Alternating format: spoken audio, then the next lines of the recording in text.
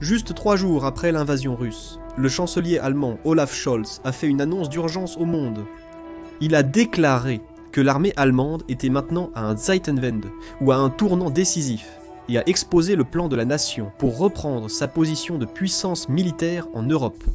Comment Scholz compte-t-il y parvenir? Eh bien, tout commence par une longue liste d'achats de matériel militaire high-tech et un énorme budget de dépenses d'environ 100 milliards d'euros. Mais d'abord, comment l'armée allemande a-t-elle pu se dégrader à ce point? Dans les 3 jours suivant l'invasion à grande échelle de l'Ukraine, le chancelier Scholz a reconnu que l'Europe entrait dans une nouvelle ère. Bien que l'Allemagne de l'Ouest ait eu une armée redoutable pendant la guerre froide, l'armée fédérale est tombée en désuétude après l'effondrement de l'Union soviétique et sa réunification ultérieure. Une revue de 2017 a révélé des niveaux choquants d'impréparation. Seulement 65 sur 221 jets et 16 sur 72 hélicoptères étaient opérationnels. L'armée et la marine n'étaient pas non plus en meilleure situation, avec moins de la moitié de leurs chars, léopards et frégates prêts pour l'action, et tous leurs 6 sous-marins non opérationnels. En 2021, malgré les affirmations d'amélioration des taux de préparation, de nombreux systèmes plus anciens restaient en dessous de leur référence de 50% de préparation. 2 facteurs principaux ont contribué à cette stagnation des capacités, le manque de soutien public et le sous-financement chronique. La Seconde Guerre mondiale a conduit de nombreux Allemands à s'opposer à une armée forte, entraînant un retard des dépenses de défense de l'Allemagne par rapport à ses pairs. Pour y remédier, le chancelier Scholz a annoncé un fonds de 100 milliards d'euros pour moderniser les forces armées allemandes, cet argent étant réparti entre l'armée, la marine, l'armée de l'air et les projets d'infrastructures de défense conjoints. Mais à quoi sert réellement tout cet argent? En commençant par l'armée allemande, l'armée fédérale refait totalement sa force terrestre pour en faire une organisation véritablement mortelle et autonome. Actuellement, l'armée allemande compte 3 divisions permanentes, 2 mécanisées et une division de force rapide qui comprend des composantes aéroportées, de montagne et d'infanterie légère. Au fil des années, en plus de l'équipement existant qui tombe en décrépitude, il n'y a jamais eu assez pour armer et équiper chaque division pleinement. L'armée fédérale a plutôt réparti l'équipement entre les unités. Ce que le fonds spécial vise à changer, en équipant pleinement chaque division à pleine capacité, et en faisant de l'armée allemande un véritable corps d'armée, au lieu d'un simple assemblage d'unités semi-indépendantes. Dans le cadre de cette initiative visant à équiper pleinement ces divisions mécanisées, l'armée fédérale a déjà dépensé plus de 2 milliards d'euros pour acquérir des véhicules de combat d'infanterie Puma. Le véhicule de combat d'infanterie Puma, ou véhicule de combat d'infanterie, est un véhicule blindé de pointe qui se classe constamment parmi les 5 meilleurs véhicules de combat d'infanterie au monde. Entré en service opérationnel pour la première fois en 2015, le Puma a été conçu pour remplacer le vieux véhicule de combat d'infanterie Martyr qui était en service dans l'armée fédérale depuis les années 70. Armé d'un puissant autocanon de 30 mm et d'un lance-missile guidé anti-char fabriqué en Israël, le Puma est équipé pour éliminer une variété de menaces, à la fois sur terre et dans les airs. Avec un puissant système de contrôle de tir, le Puma peut facilement engager plusieurs cibles jusqu'à 3000 mètres de distance. Cependant, ce n'est pas que l'armement qui rend le Puma supérieur au Martyr. Son pack d'armure le rend dominant sur le champ de bataille. Le Puma est livré en standard, avec des systèmes d'armure modulaires qui offrent une protection balistique contre les petites armes, les mines, les engins explosifs improvisés et les roquettes anti-chars. L'armée fédérale a acheté 50 unités, approuvé le financement pour environ 25 supplémentaires et peut en acquérir 180 de plus. Avec environ 350 Pumas en service actif, les nombres acquis remplaceront les martyrs afin que l'armée fédérale prenne sa retraite. Car sur les 360 actuellement dans l'armée, environ 200 seront améliorés pour servir après 2025. L'entrée en service croissante des Pumas améliorera la mobilité et la survie des formations mécanisées allemandes. Toutefois, le Puma n'est pas le seul blindé que reçoivent les unités mécanisées allemandes. Le char principal de l'armée allemande est actuellement le redoutable Léopard 2, char de combat principal. Avec plus de 3600 produits au cours des 50 dernières années, le Léopard 2 est sans doute l'un des chars de combat principaux européens les plus réussis depuis la fin de la Seconde Guerre mondiale.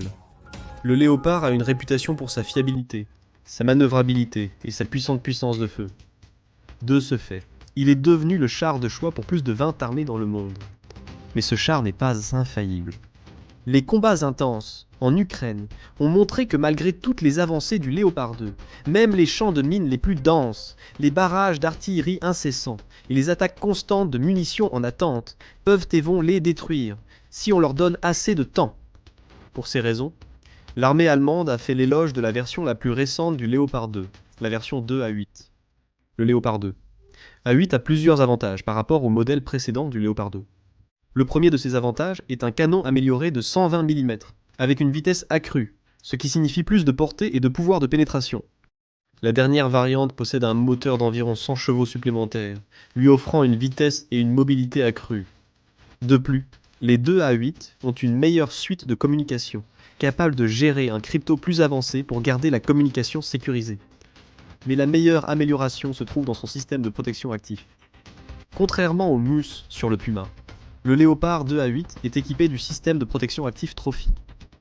Beaucoup soutiennent que Trophy est le meilleur système d'armes de protection active au monde, et son palmarès de combat parle de lui-même. Alors que le brouillard de guerre persiste à Gaza, les systèmes d'armes de protection active Trophy ont réalisé des dizaines d'interceptions réussies, de missiles guidés anti-chars et de roquettes anti-chars.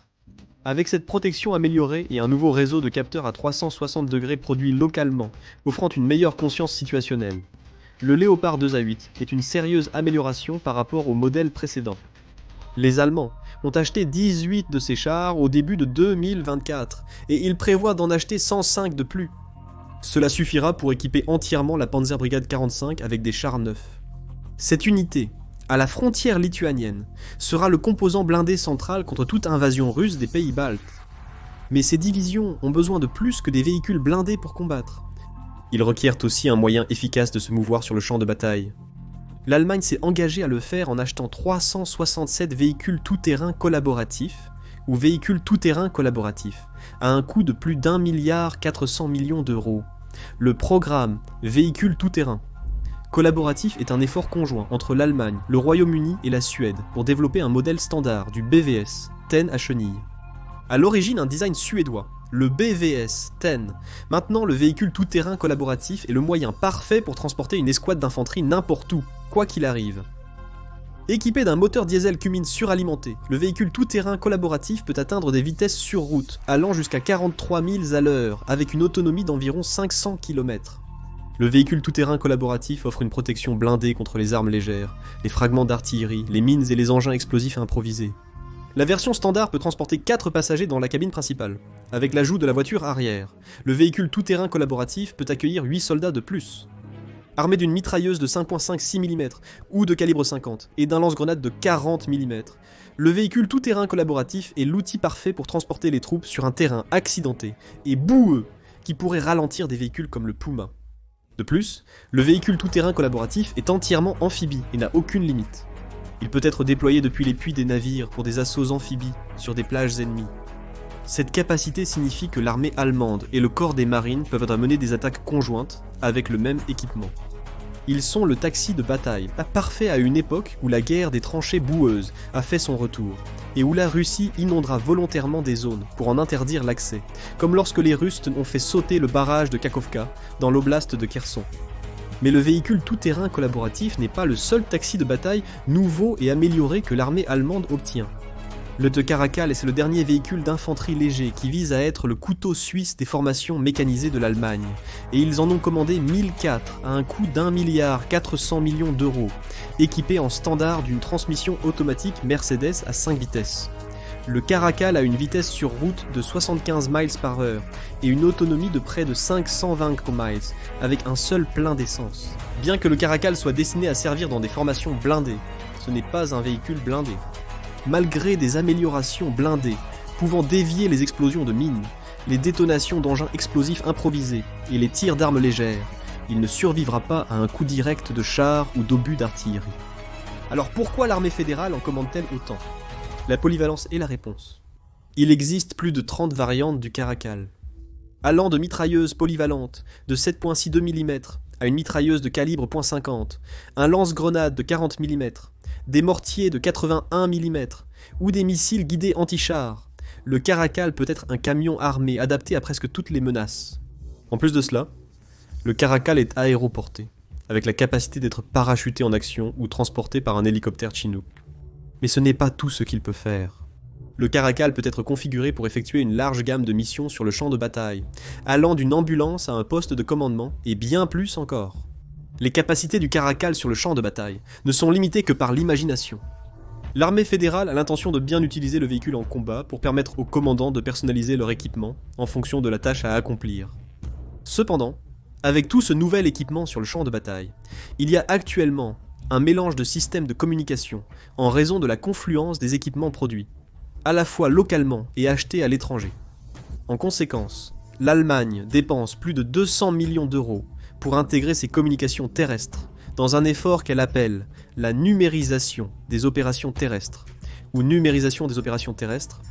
L'effort de numérisation des opérations terrestres de l'Allemagne et la multifacette est dirigé par Thales Défense et Sécurité.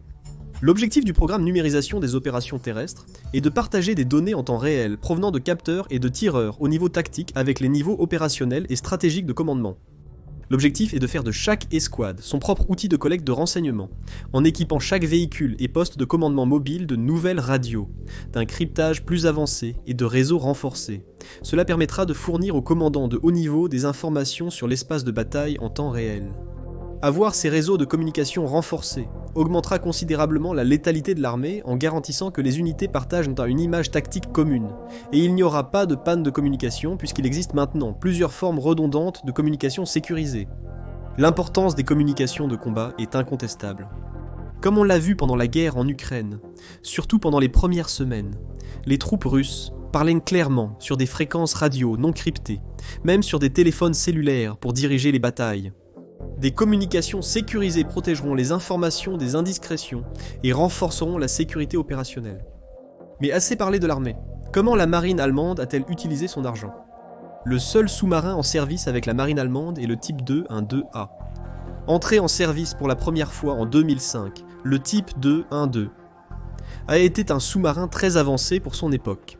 Cependant, les temps ont changé. Et pour survivre dans un conflit moderne, le sous-marin a besoin d'une révision sérieuse. À cause de cela, les marines allemandes et norvégiennes se sont associées en 2017 pour créer le type 2, un 2CD.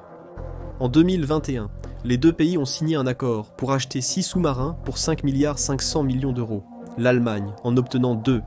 Cependant, des données récentes publiées par la marine allemande montrent qu'ils souhaitent acheter au moins 6 autres sous-marins. En quoi le type 212 CD est-il meilleur que le type 212A ?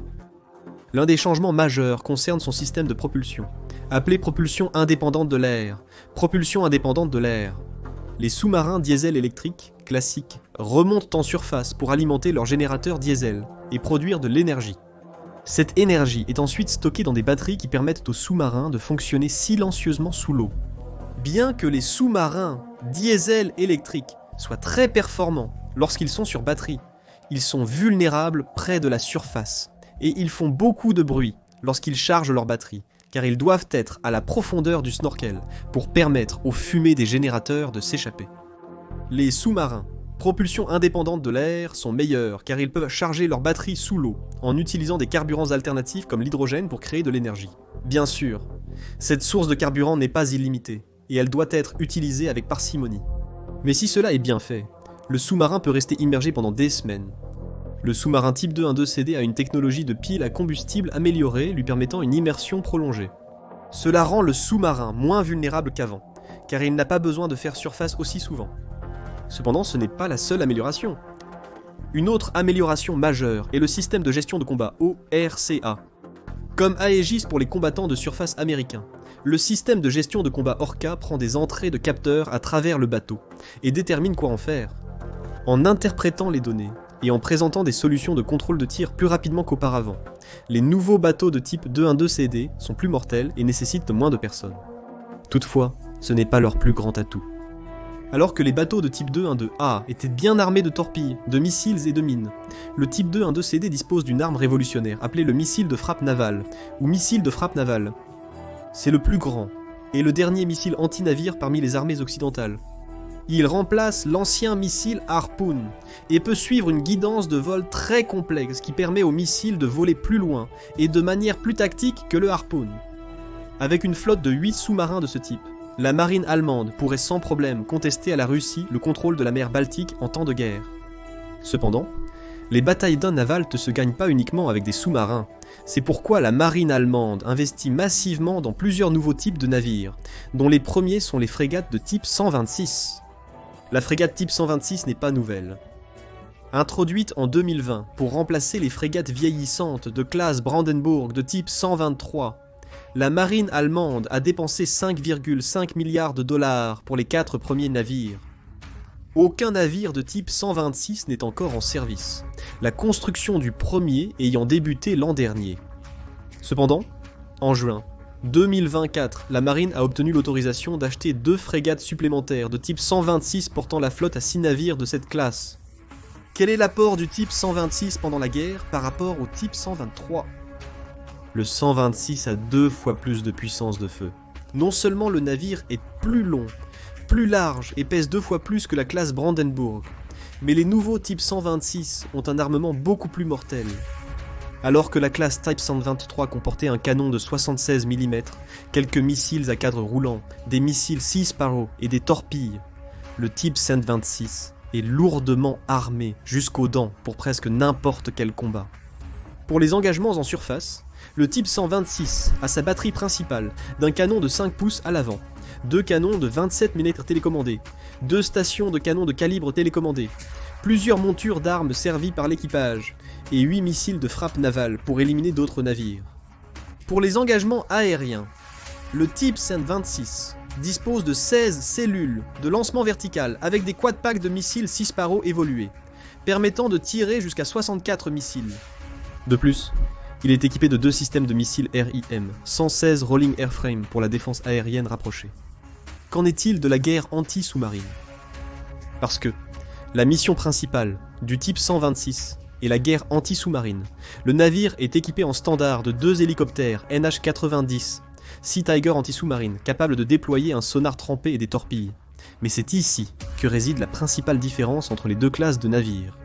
La classe Brandenburg est équipée en standard d'un réseau monté sur la coque, tandis que le type 126 n'a qu'un réseau remorqué. L'un des principaux avantages du réseau remorqué est qu'il peut être abaissé à des profondeurs plus grandes qu'un réseau monté sur la coque, car les réseaux montés sur la coque sont fixés à la coque. Le réseau remorqué offre également un tirant d'eau plus faible et une plus grande vitesse dans l'eau, permettant au type 126 de chasser les sous-marins dans des endroits où le type 123 ne pourrait tout simplement pas aller. Mais ce n'est pas le seul navire de surface que la marine allemande a acheté. À l'été 2023, le gouvernement allemand a signé un accord secret avec le constructeur naval allemand NVL pour acquérir 3 nouveaux navires de collecte de renseignements. Ces navires, baptisés navires de service de flotte de type 424, remplaceront les AG-AI-1 de classe Ostek, de type 423 vieux, de plusieurs décennies en service, depuis les années 80. Comme le gouvernement allemand a été si discret sur cet accord de 3 milliards 300 millions, nous ne savons pas exactement à quel point ces nouveaux navires sont capables, mais nous pouvons faire quelques bonnes suppositions. Les navires de classe Ostek, datant des années 80, ne disposent pas de la technologie la plus récente. En raison des progrès de la technologie de collecte de signaux depuis lors, les nouveaux navires de type 424 peuvent capter une gamme plus large de fréquences radar et radio, ainsi que des liaisons de données meilleures et plus rapides. Avec l'ajout de ces nouveaux navires d'ici 2031, la marine allemande disposera d'un atout de renseignement très puissant qui pourrait identifier toutes sortes de navires et d'avions russes, bien avant que les Russes n'approchent de près ou de loin les flottes allemandes ou de l'organisation du traité de l'Atlantique Nord. Mais la marine allemande n'achète pas seulement des actifs pour augmenter sa connaissance de l'eau, elle investit également massivement dans son armée aérienne navale pour la réorganiser complètement. Au cours de la dernière décennie, l'Allemagne a compté sur les avions P-3 Orion, hérités comme l'un de ses seuls avions de surveillance maritime et de lutte anti-sous-marine. Après avoir travaillé avec la France pendant des années sur une nouvelle plateforme européenne similaire au P-3, le partenariat a échoué, et l'Allemagne a été contrainte de chercher ailleurs pour ses avions. En 2021, la marine allemande s'est associée à Boeing, et est devenue le dernier client à avoir le vénéré P-8 Poseidon dans son inventaire. À quel point le P-8 est-il performant ? L'un des meilleurs aspects du P-8 est qu'il est essentiellement comme un avion de ligne armée. Avec la capacité de transporter un large éventail d'infrarouges électro-optiques, d'imagerie thermique et de radars à ouverture synthétique, le P8 était la référence en matière de collecte de renseignements maritimes. Mais ce n'est pas tout ce qu'il peut faire. Le P8 peut détecter des navires de surface et des sous-marins ennemis à des kilomètres, grâce à son radar ANAPUI-DIX et son détecteur d'anomalies magnétiques. Ceci, combiné au fait que le P8 peut couvrir des zones de centaines de kilomètres carrés en quelques heures, en fait l'avion idéal pour trouver les forces navales ennemies. Mais le P8 peut aussi avoir des dents, et beaucoup d'entre elles. Le P8 équipé de missiles anti-navires Harpon peut engager presque tout navire de surface. De plus, le P8 peut larguer des centaines de sonobuoys pour aider à localiser un sous-marin. Ces bouées peuvent être passives ou actives, et leurs données sont envoyées en temps réel au P8 pour localiser et cibler les sous-marins. Il peut le faire grâce à des torpilles à guidage acoustique et même à des charges de profondeur si l'armement le nécessite. L'été dernier, la marine allemande a passé un contrat avec Boeing pour obtenir 3 P8 supplémentaires, afin de remplacer un à un leurs avions P3 existants. Après le retrait du dernier P3, la marine allemande aura 8 P8. Avec une telle force en place, la marine allemande aura une couverture complète de la mer du Nord et de la mer Baltique, donc aucun sous-marin russe ne pourra atteindre l'Atlantique Nord sans être repéré. Cependant, la marine allemande n'est pas le seul service qui a reçu de nouveaux avions. Avec 40 et 1 milliard de dollars, la Luftwaffe allemande a en fait reçu le plus d'argent de ce fonds spécial et ils ont fait des achats assez importants. Fin 2022, la force aérienne allemande a conclu un accord avec les États-Unis, mettant fin à des années d'efforts pour acquérir des chasseurs F-35. Avec un prix d'achat de 8,3 milliards d'euros, il s'agit du plus gros achat d'armes individuelles effectué depuis que l'Allemagne a commencé à se réarmer. L'accord permettra de livrer 35 avions, pour atteindre la capacité opérationnelle initiale d'ici 2028. Cela aura un énorme impact sur la dissuasion future avec la Russie. Bien que les capacités et la technologie incroyable qui entourent le F-35 soient très bien connues, l'Allemagne n'a pas explicitement acheté cet avion pour en faire le joyau de son armée de chasse. Au lieu de cela, ils l'ont acquis pour servir dans la dissuasion nucléaire de l'Organisation du Traité de l'Atlantique Nord.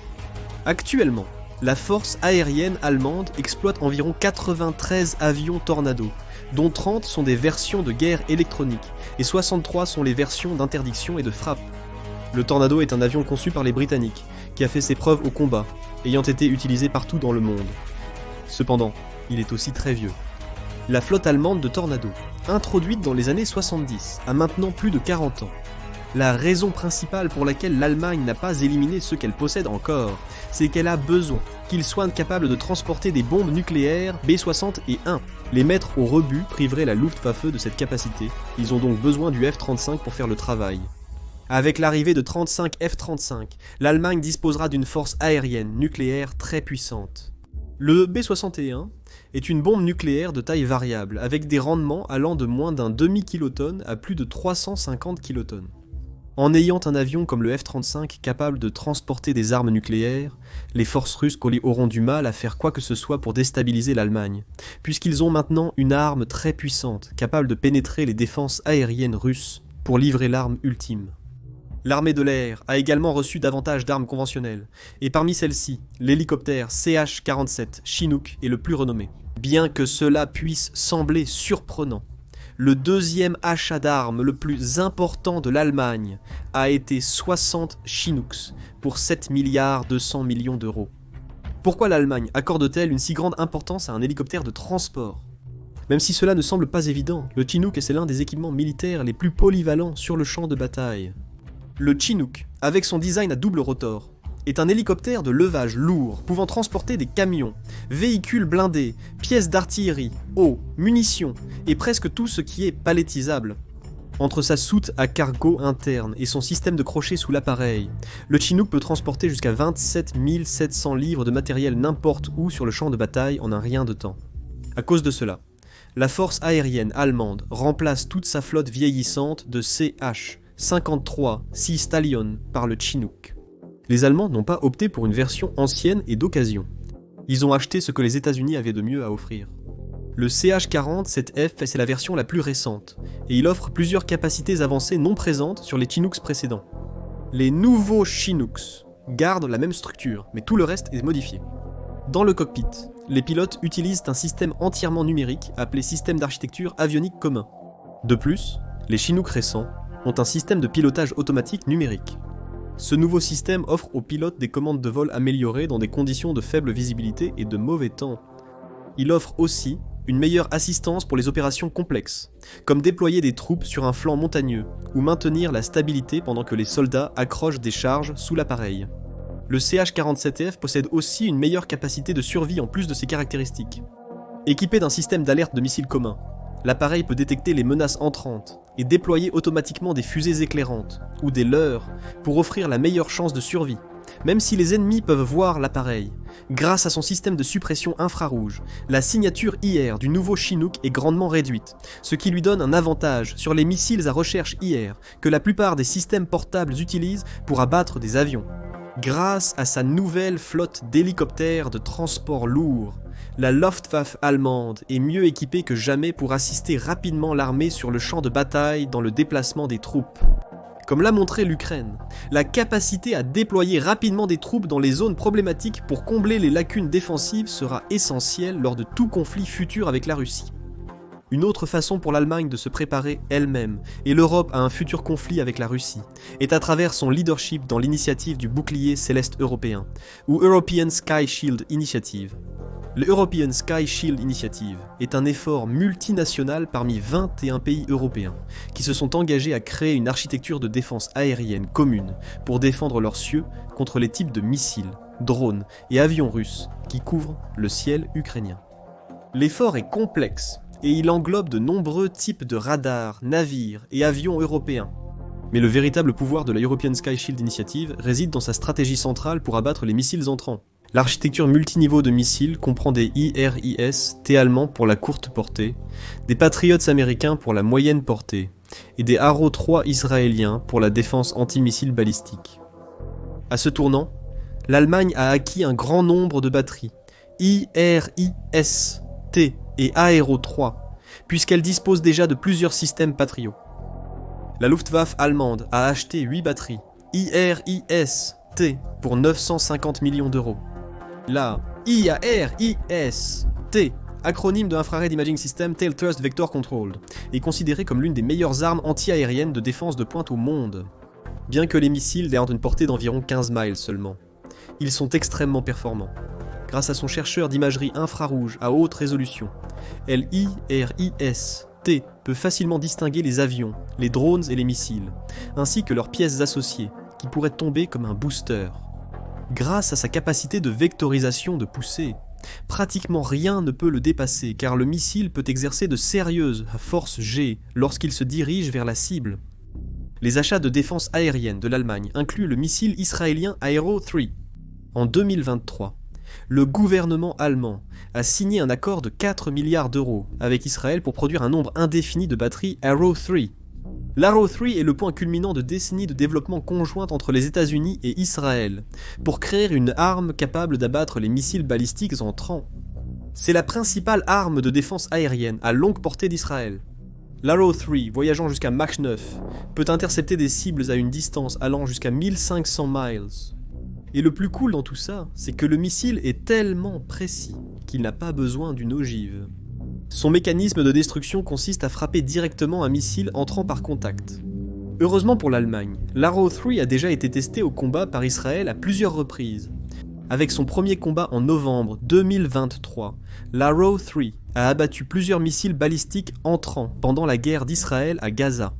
Avec l'ajout de l'IRIS-T et de l'Arrow 3 à l'arsenal de l'Allemagne, cela servira de rempart au réseau de défense aérienne de l'Europe si jamais la Russie essayait d'envoyer des missiles, des drones ou des avions dans l'espace aérien européen. Cependant, dans cette initiative, l'armée allemande travaille sur plus que l'acquisition d'armes physiques. Elle s'attelle aussi à la logistique et au recrutement à long terme. Dans le cadre de l'effort pour reconstruire la marine, le gouvernement allemand a proposé d'acheter le chantier naval défectueux MV Werftens Rostock.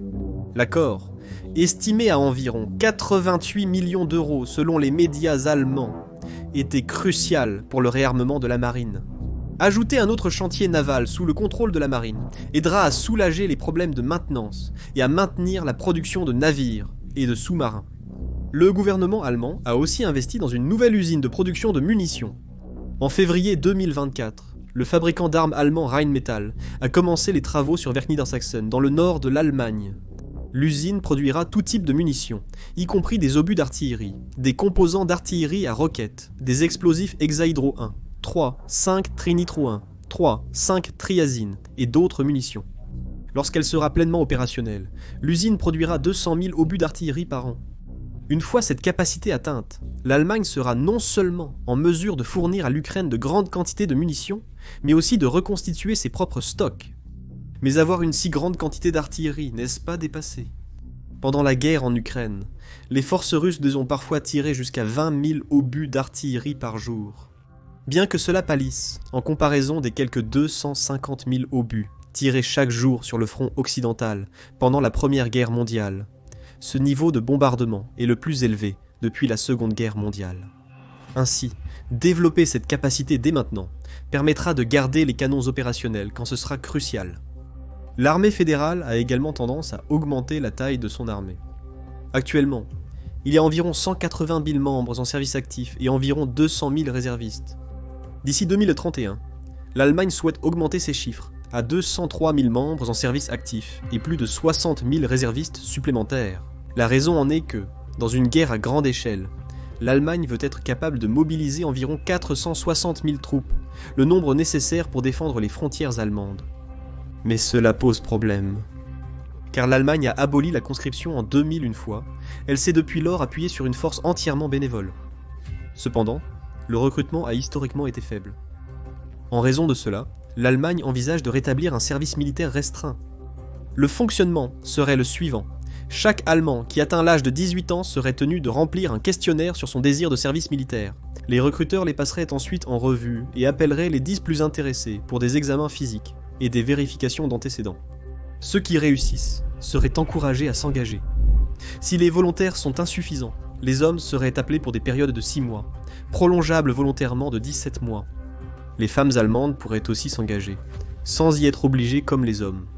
On espère que l'Allemagne arrêtera de perdre des gens grâce à un projet de conscription limité et grandira pour répondre à ses besoins prévus, mais que l'Allemagne rétablisse ou non la conscription est sans importance, car avec les énormes stocks d'équipements déjà achetés et les 57 milliards d'euros toujours sur la table, l'armée fédérale de demain sera la plus capable qu'elle ait été depuis la Wehrmacht de 1939. Allez maintenant voir Technologie militaire, qui sera un cauchemar pour la Chine et la Russie, ou cette autre vidéo.